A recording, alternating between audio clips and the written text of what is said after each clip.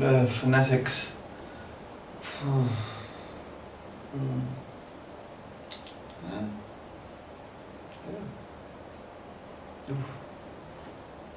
You know, the world of English is a fun and exciting place to be. I'm so glad you could join me for another lesson.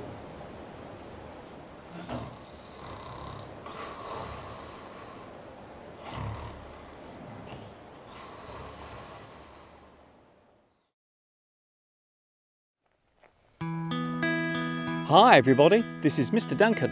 How are you today? Are you okay? I hope so. Are you happy? I hope so. Here I am on my summer holiday, taking in the sights and sounds of Turkey. In today's lesson, we will take a look at words and sentences connected with and relating to going on holiday. Welcome to Turkey.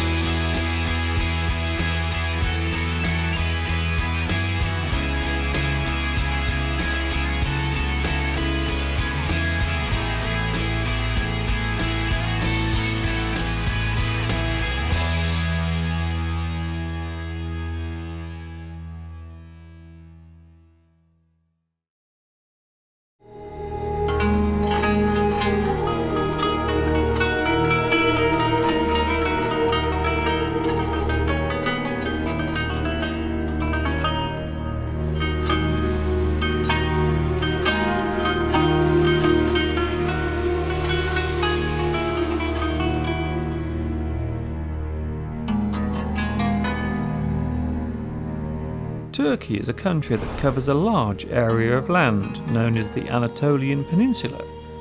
It sits precariously on the Europe-Asia border and not too far away from the Middle East, which frequently causes confusion over where the country actually is. The place I'm staying at is on a small island off the southwest coast called Chevalier.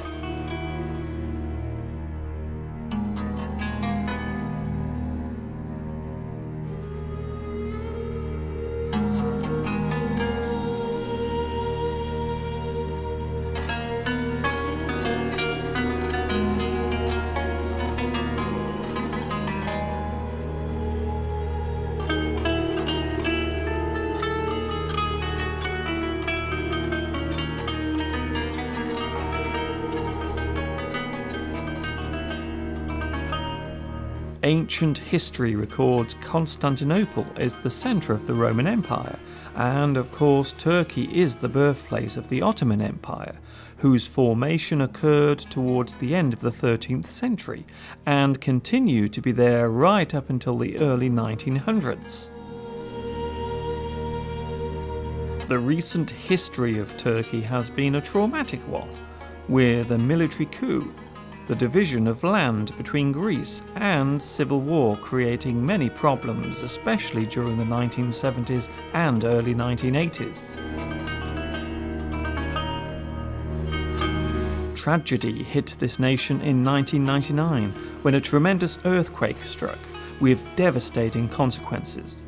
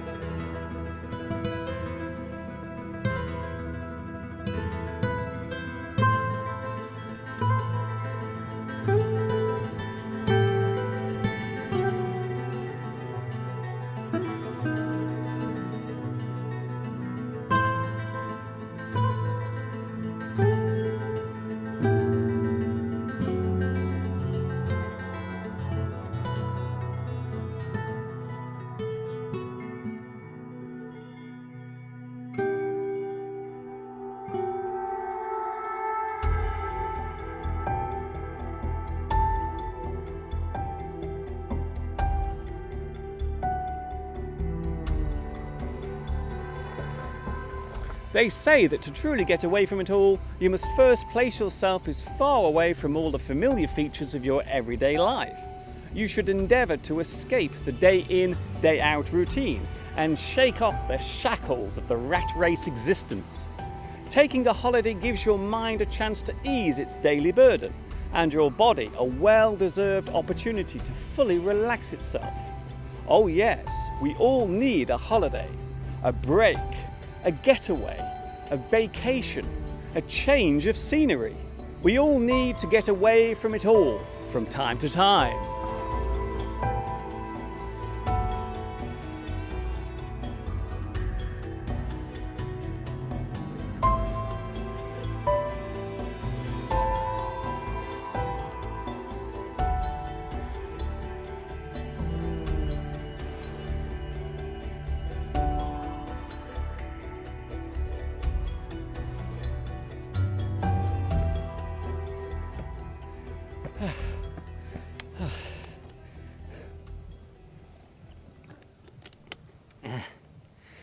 Whew.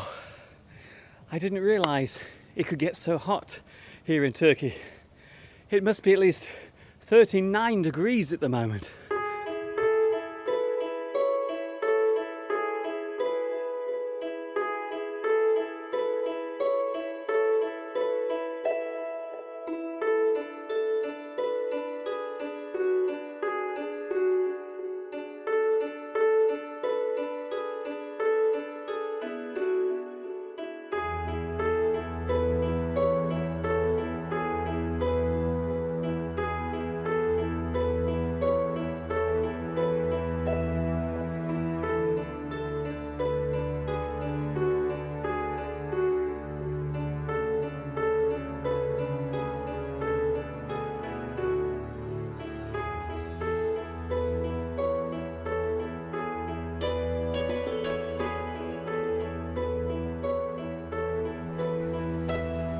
In English, the place you travel to is your destination.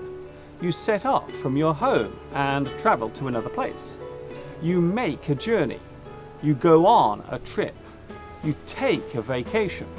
You go on holiday. The average holiday lasts for about 2 weeks.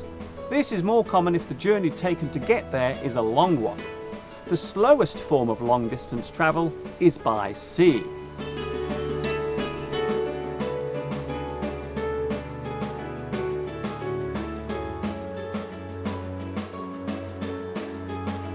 The fastest form of transport is, of course, the aeroplane. These days it is common for those going on holiday to fly, even if they are travelling within their own country. City hopping by plane is normal across both Europe and the United States. A short flight is referred to as short haul, while a long flight is often referred to as long haul.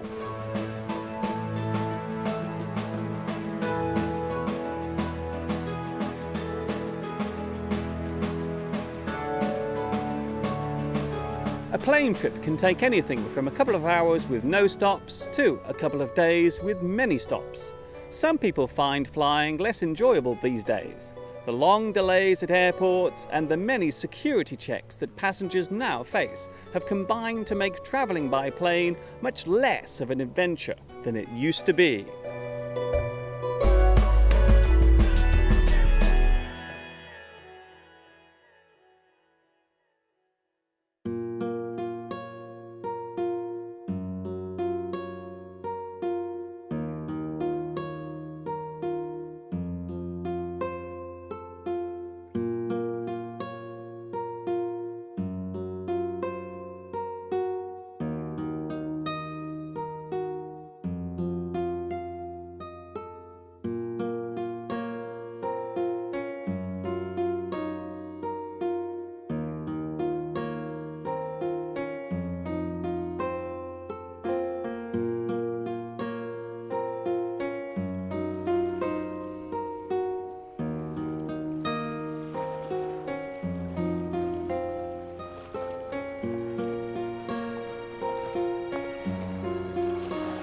For most people, summer is the time for taking a holiday. Some will stay in their own country and take a domestic holiday, while others will take a long trip to another country. They will go abroad. They will travel overseas. A person may travel just a few miles to a nearby country, or they might decide to travel to a completely different part of the world, thousands of miles away.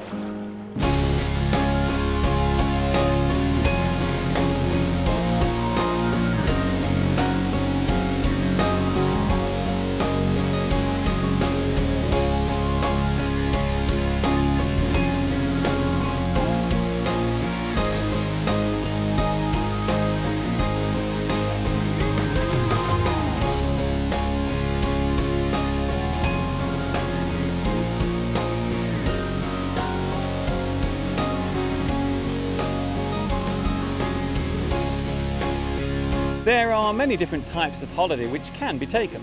The choice is yours. From relaxing getaway from it all beach holidays, where you simply spend the time doing as little as possible, right up to the wild adventure holidays, where you spend most of the time exploring the sights and taking in the sounds. The adventures can be on land or water, high up in the air, or even deep down at the bottom of the sea.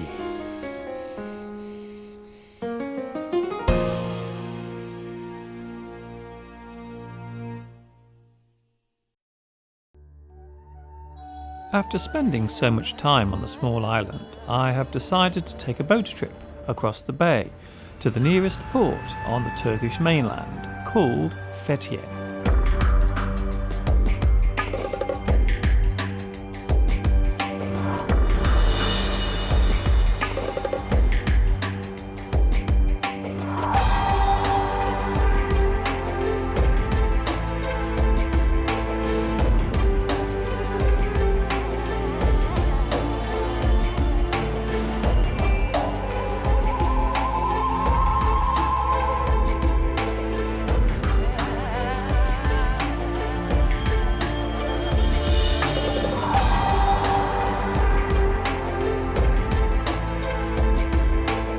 There is nothing like the feeling of being on a boat, especially one so small.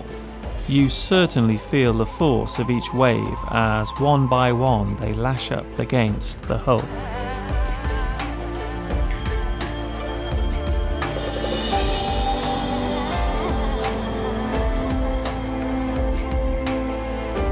I'm not a big fan of being on water. However, for some reason, today I do not seem too worried.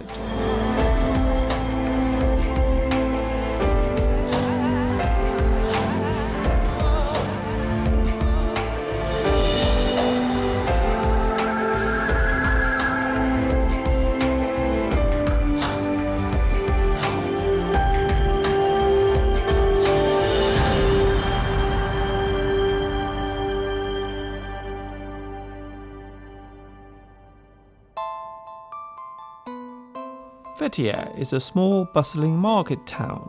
It serves as the main commercial centre for this particular region on the southeast corner of the Gulf. From here you can take a sightseeing boat trip or go on a deep sea diving adventure. The town attracts hundreds of tourists a week to its small shops and gift stalls.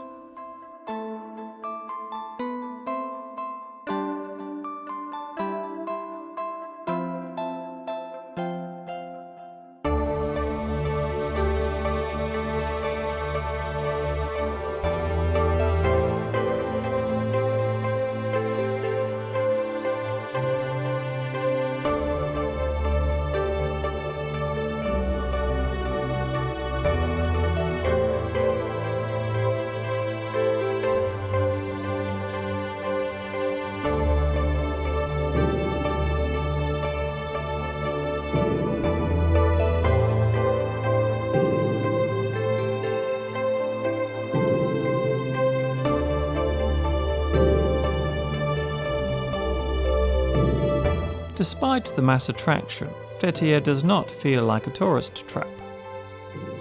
The laid-back feel of the town gives you a real sense of the nature of the Turkish people.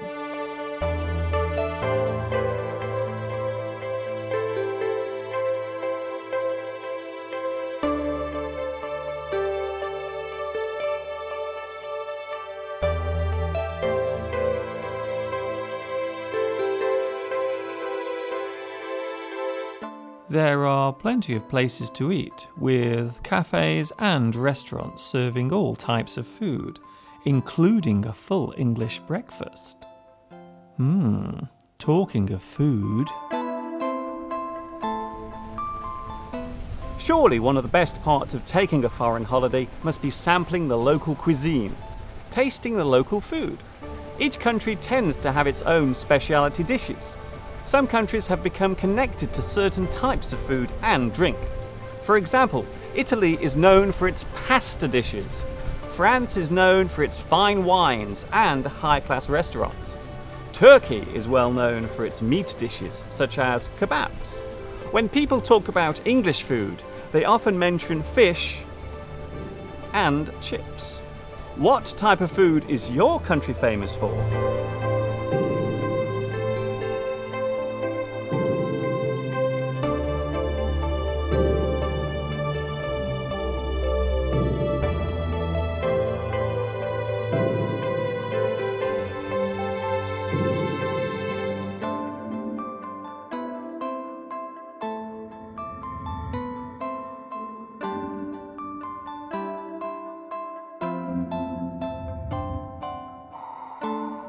It is worth noting that there is a very large population of British people living here in the southwest of Turkey.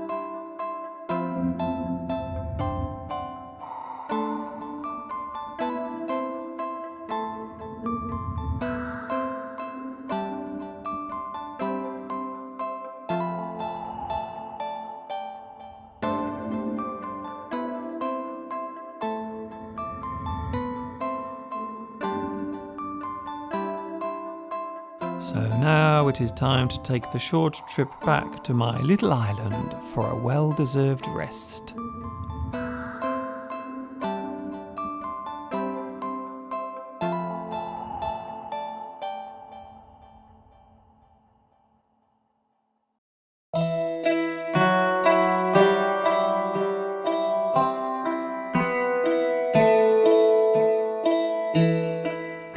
It would be unfair to talk about travel without mentioning its impact on the environment. Turkey is a relative newcomer to the mass tourist industry, and because of this, it has not yet been spoiled by the development connected with this particular market.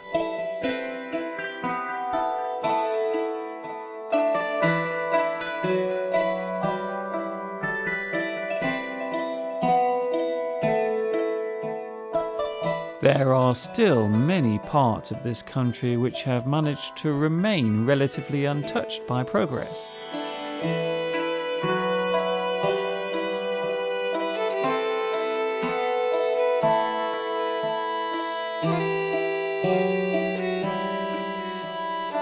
However, the small island I'm staying on is now beginning to show signs of the demand for places to stay. New developments are starting to spring up in and around this area.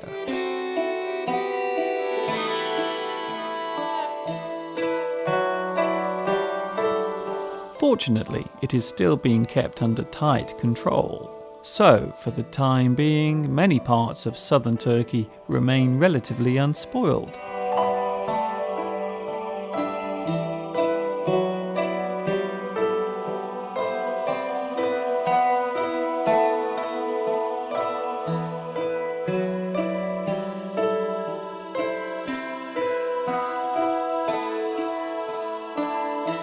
The island I'm staying on, Chevalier, is steeped in history. The ruins of Roman settlements are scattered along the coast of the island, with some now hidden beneath the water.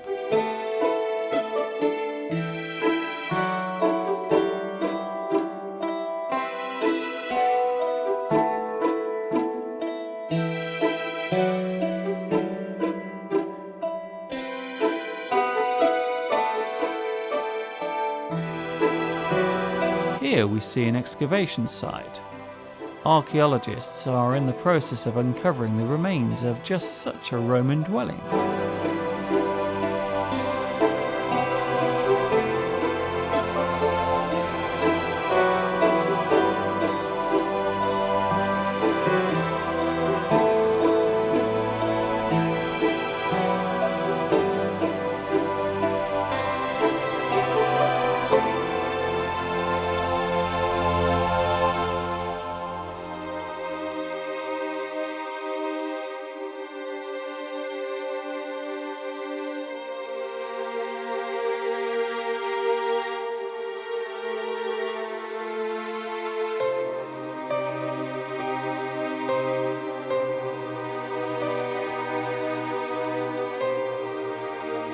Some ruins from not so long ago now. A disused restaurant now sits derelict. It would seem that this small island could not sustain such a business, although that could all change in the future as more people come here.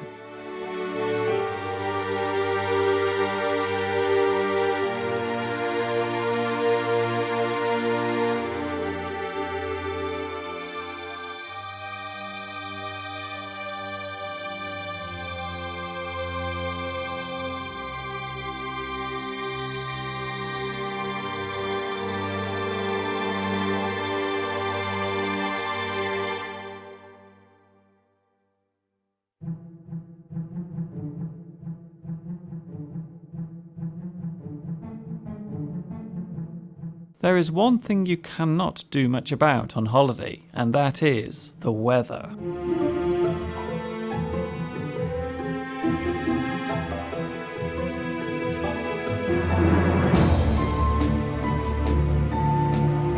Fortunately, storms like this one are not common during the summer in Turkey. The tourist season here tends to be between April and October, with June to August being the hottest time, when the temperature can reach 40 degrees.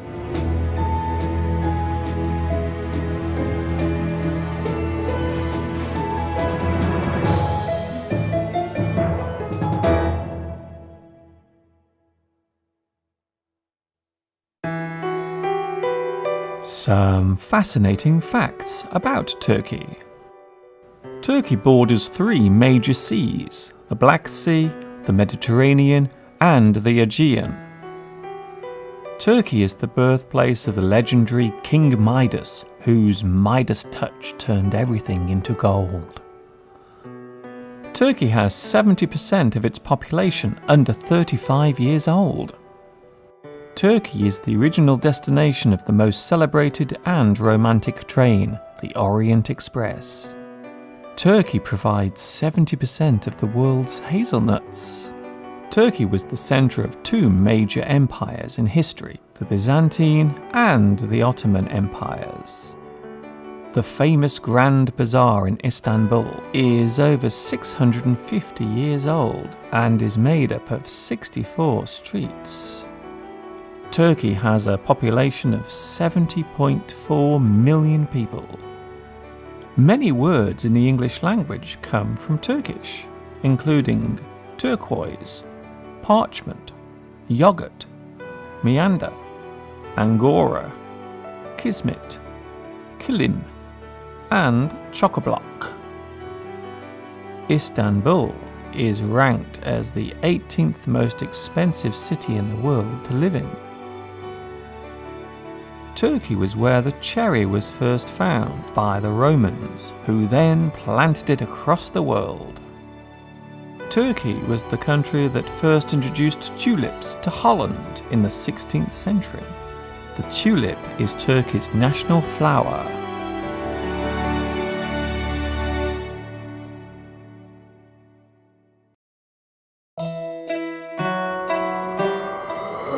The benevolent eye. One of the most well-known superstitions in Turkey is the all-seeing benevolent eye, which is said to ward off the evil intentions and negative thoughts of the so-called evil eye. The benevolent eye can be seen everywhere around Turkey. A person may wear one as a pendant, or put it above the doorway of a room, or have one displayed at the front of their home.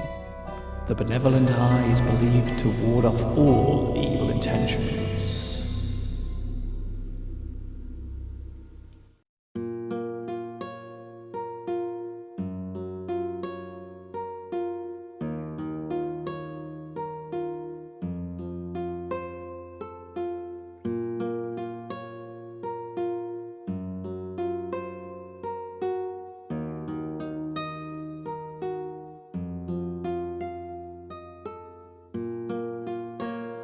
One of the most enjoyable parts of travelling to any place is, of course, taking in the sights and enjoying the scenery. The small island I'm staying on gives you just such a chance. First of all, there are no roads here, so all travelling on the island must be done on foot. A slow walk from one end of the island to the other takes around 40 minutes, and the more adventurous can swim right around the island in just under an hour.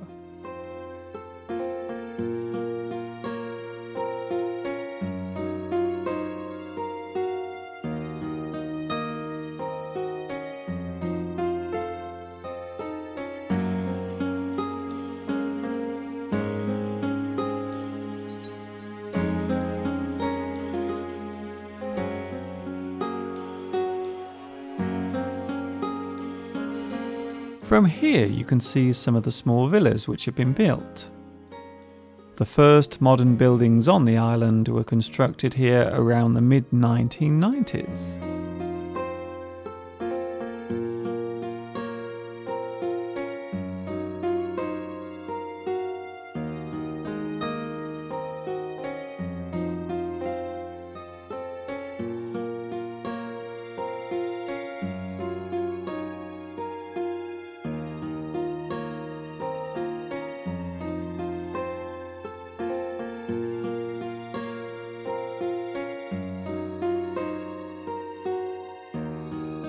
From here we can see the Turkish mainland and the town we visited earlier, Fethiye.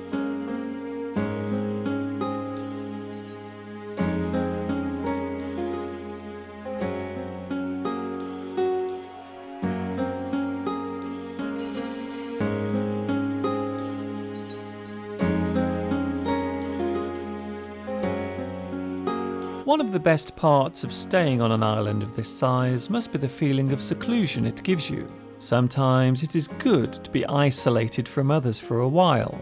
It gives you time to reflect on things you would otherwise not have the chance to consider.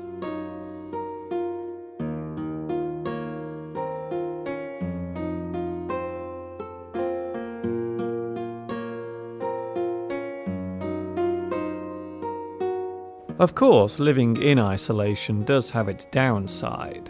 There are no shops on the island, and all supplies must be brought over by boat.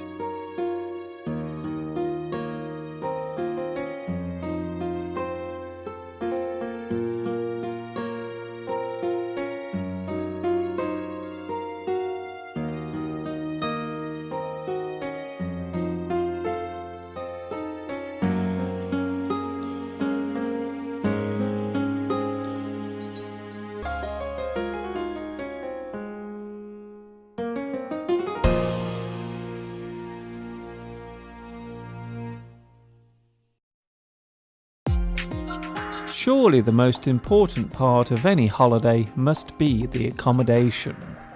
You can stay in a hotel and have all your meals included in the price.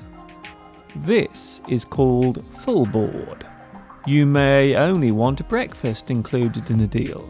This is known as bed and breakfast. You may decide to rent accommodation, such as a small villa, and make your own meals. This is called a self-catering holiday.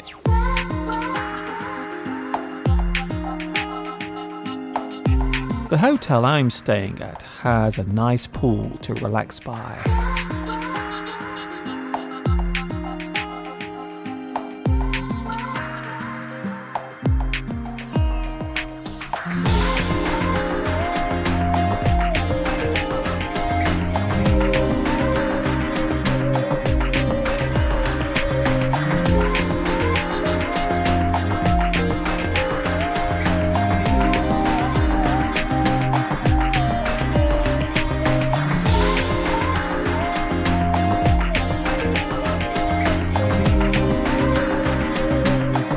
For the more adventurous, there is a jetty for those who want to be nearer to the sea. From this point, you can enjoy all of the maritime sights. The word maritime refers to anything sea-related or an activity done on the sea.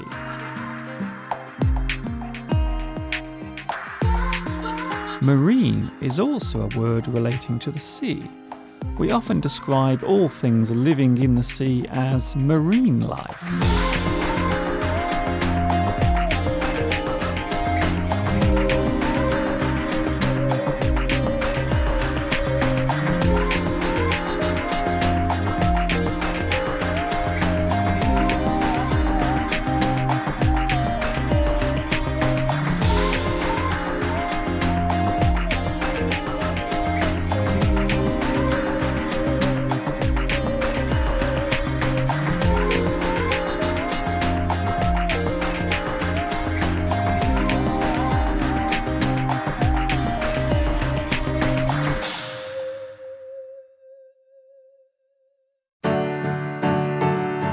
Our time here in Turkey is coming to a close, so let us take one last look around the area I've been staying in.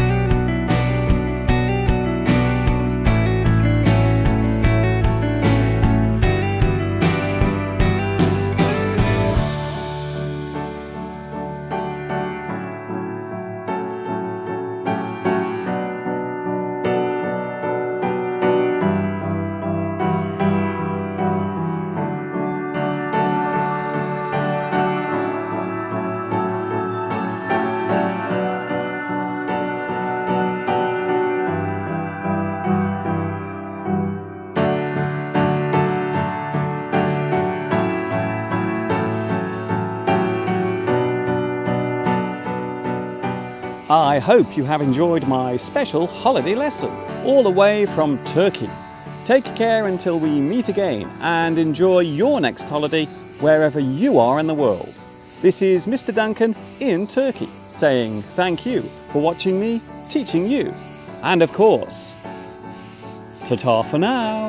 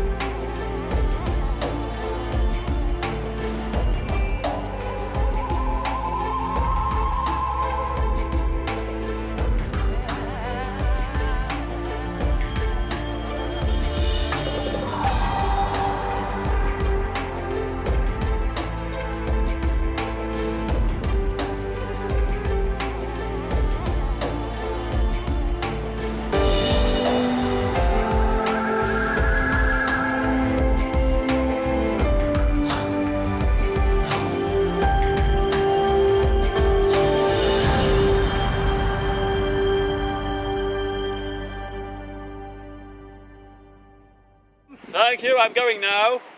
I have to go that way. Should I follow you? No, you stay there and guard the boat.